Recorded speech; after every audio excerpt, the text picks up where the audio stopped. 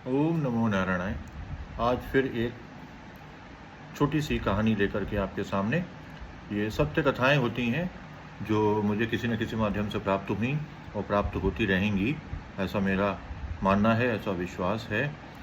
क्योंकि धर्म था, धर्म है और धर्म रहेगा, किंतु हम उसका पालन कितना करते हैं, ये एक विषय है जिस पर हम सबको फोकस करना है। एक बार एक व्यक्ति अपने जीवन से बहुत परेशान हो जाता है, तो वह सोचता है कि मैं जहाँ कहीं भी जाता हूँ बुरा ही होता है और कुछ अच्छा हो उसका कोई आशा नहीं है। तो निराश होकर के वह हिमालय की ओर चलने लगता है। वह निराश होकर के जब हिमालय की ओर जा रहा होता है तो लगभग कुछ किलोमीटर आगे बढ़ करके उस वीरान जगह में उसको भूख लगती है। भूख लगती है तो वहाँ बैठे हुए कुछ लोगों से वह पूछता है कि मुझे भूख लगी है तो कुछ खाने को। बोले हाँ, थोड़े आगे जाओगे तो फलों का एक जंगल है, वहाँ से फल लेकर के खा लेना। आगे बढ़ता है वो। जब वह आगे बढ़ रहा होता तो उसके आगे एक व्यक्ति चल रहा होता है, लेकिन वह उस व्यक्ति को इग्नोर कर देता है। आगे जाता है, काफ़ी चलता चला जाता है, कई घंटे बीत जाते हैं, लेकिन वो फल का बगीचा नहीं आता। और आगे जाता है, फिर कोई व्यक्ति मिलता है उसको, फिर वो बोलता है कि यहाँ फलों का बगीचा। बोले वो तो पीछे रह गया, लेकिन हाँ आगे चले जाओ, नदी है और नदी को आप स्नान करना और वहाँ जब बैठोगे तो फल स्वतः आपके पास आ जाएंगे। तो उसने कहा ठीक है। वो फिर आगे बढ़ा, कई किलोमीटर चलते चलते हिमालय के पास बढ़ता चला जा रहा था वो, और वहाँ पहुँच करके उसने देखा कि उसको फिर भी कुछ नहीं मिला। जो दूरी उसे बताई गई थी उस दूरी पर भी उसको कुछ नहीं मिला।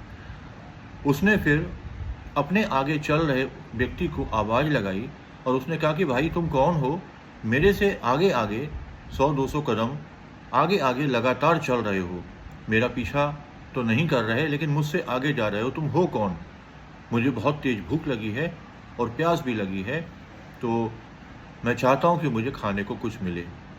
तो वह व्यक्ति रुकता है और हंसता है। हंसने के बाद कहता है तुझे खाने को और पीने को कुछ भी प्राप्त नहीं होगा। उसने कहा इसका क्या कारण है? बोले मैं तेरा भाग्य हूँ। तूने अपने सारे जीवन लोगों को अपशब्द बोले हैं, लोगों की निंदा की है, लोगों को फंसाया है, और अब वही प्रारब्ध रूप में तेरे सम्मुख आके खड़ा हुआ है। तो वह प्रारब्ध अब तेरे साथ सदैव रहेगा और तुझसे आगे ही रहेगा, क्योंकि ये मेरा कार्य है, मैं तेरा प्रारब्ध हूँ। मेरा कार्य है कि तुझे तड़पा तड़पा करके मारना है।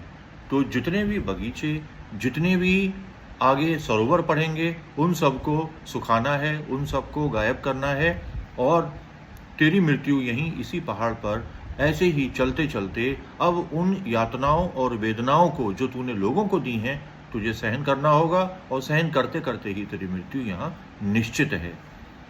तो तात्पर्य यहाँ पर कहने का ये है कि हम सभी लोगों को सजग सतर्क रहना चाहिए, वाणी से मधुर व्यवहार करना चाहिए। व्यवहार तो अच्छा होता ही है प्रत्येक व्यक्ति का, किंतु ये समाज में मैंने स्वयं देखा है कि कुछ लोग अच्छे होते हैं और कुछ लोग अच्छे बनते हैं। तो अच्छे होने वाले लोग बहुत कम हैं और अच्छे बनने वाले आपके चारों ओर मिलेंगे।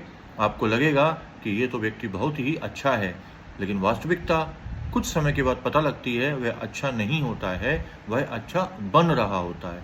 और जो व्यक्ति बन रहा होता है वह एक दिन मिट जाता है। मतलब जो नाटक कर रहा होता है उसका नाटक का एक समय होता है और उसको उस नाटक को छोड़ना पड़ता है, वह समाप्त हो जाता है। तो उद्देश्य यही है कि नित्य प्रति आपके पास एक, कम से कम एक कहानी जो सत्य घटनाओं पर आधारित है, जो हमें जीवन में कुछ सीख देती है, वह पहुँचे। और मैं हर एक वीडियो में आप सबसे निवेदन करता हूँ आप लोग ध्यान करें। ध्यान अगर नहीं आता है मुझे कॉल करें, और कॉल करेंगे तो मैं आपको उसका एक तरीका बताऊंगा। और रविवार को यहाँ पर आत्मानंद सेवा ट्रस्ट बरेली पर सत्संग संकीर्तन होता ही है और आप सभी आ सकते हैं, उसमें आपका स्वागत है। ध्यान, सत्संग, संकीर्तन और अपने पुरुषार्थ से हम अपने भाग्य को भी बदल सकते हैं। ओम नमो नारायणाय।